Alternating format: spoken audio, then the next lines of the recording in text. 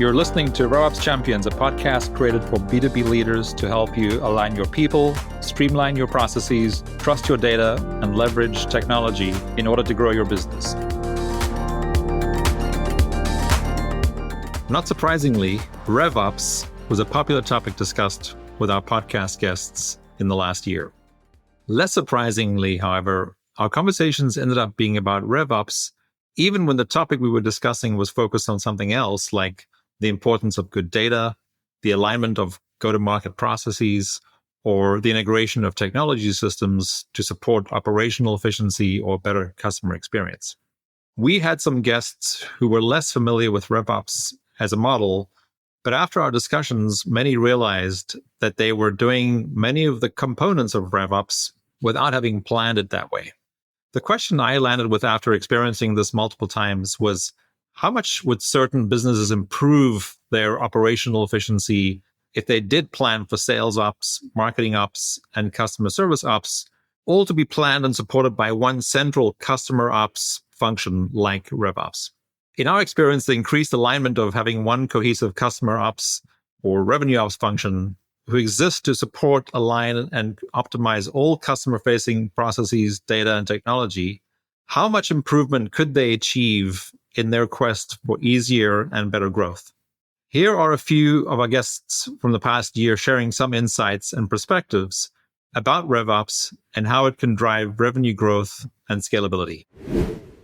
And if you have data points, for instance, like the one your colleague recognized where some revenue was being left on the table by HubSpot not actively sort of upselling, if you will, when customers were going beyond their contact tier, it's an easier sell internally to point to that data and say, this is something worth going after, and I just need the resources or the time or the whatever. And that helps you sort through all of those brilliant ideas and say, this is a brilliant idea and it's going to lead to revenue. So let's move forward with that. Yeah.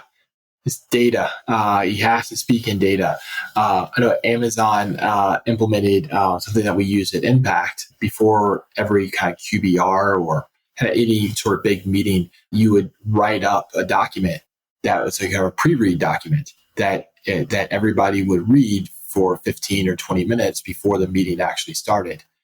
And the purpose behind this was to cut through the selling that some people are actually really good at presenting their ideas. They're very persuasive in their delivery, and to cut through that and really just present their story with data.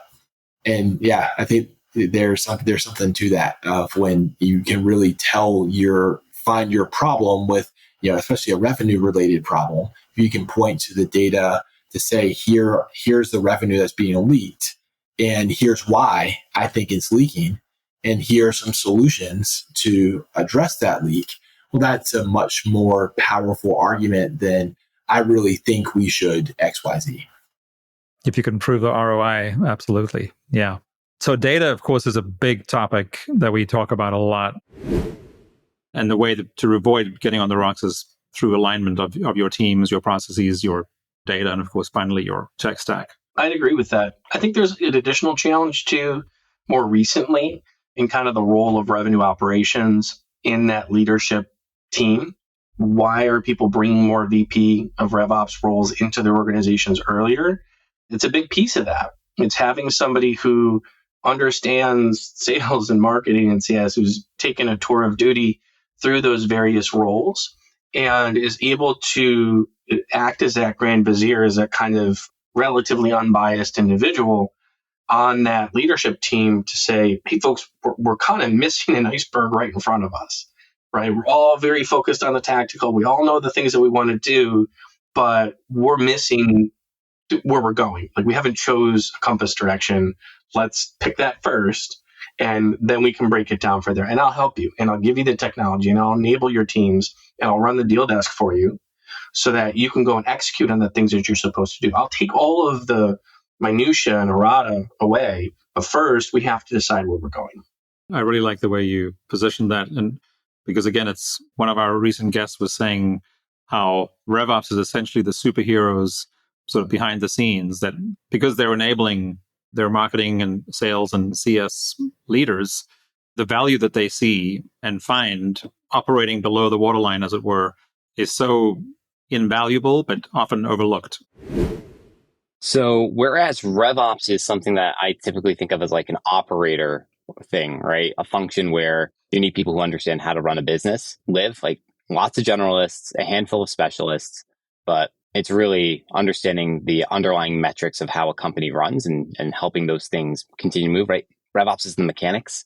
If RevOps is the mechanics, Pavilion provides education for the people who are supposed to be the architects, the C-suite folks who are meant to actually bring those things into fruition and to oversee that. So the ability to have a network of peers who you can workshop with, spitball with, figure those things out. Because if I'm trying to build that Aston Martin, right, I want to talk to somebody who understands wind deflection and how suspension controls work and all the things that I might not know about, right? Because I'm an engine guy. And that's, I think, the power of Pavilion, the ability to get access to a marketplace of ideas globally, folks who've been there, done that, got the t-shirt, and then the level of education that they bring to through like revenue growth architecture, CRO school, enterprise CRO school, CMO school.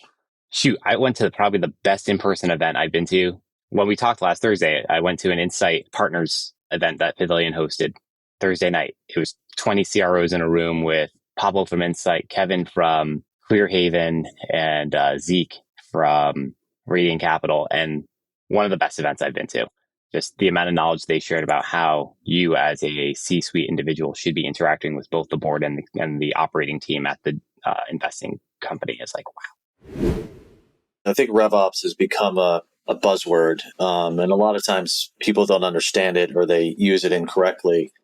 To me, like the simplest way that I describe it or define it, it's like getting insights into the hands of frontline people so they can make decisions to drive revenue. That's what RevOps is all about. And there's lots of ways you can do it. There's obviously lots of different types of data. And the art is getting the right data to the right rep at the right time so they can make a decision that's going to help them close a deal or make an email campaign that has a higher open rate or whatever the metric is.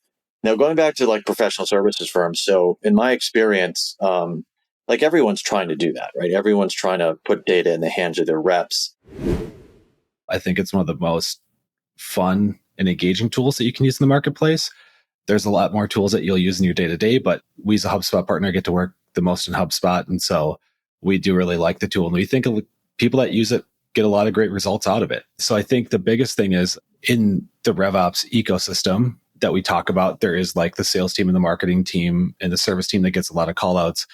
One spot that we've been talked to a lot as a partner is we've kind of found a specialty in working in Ops Hub a lot.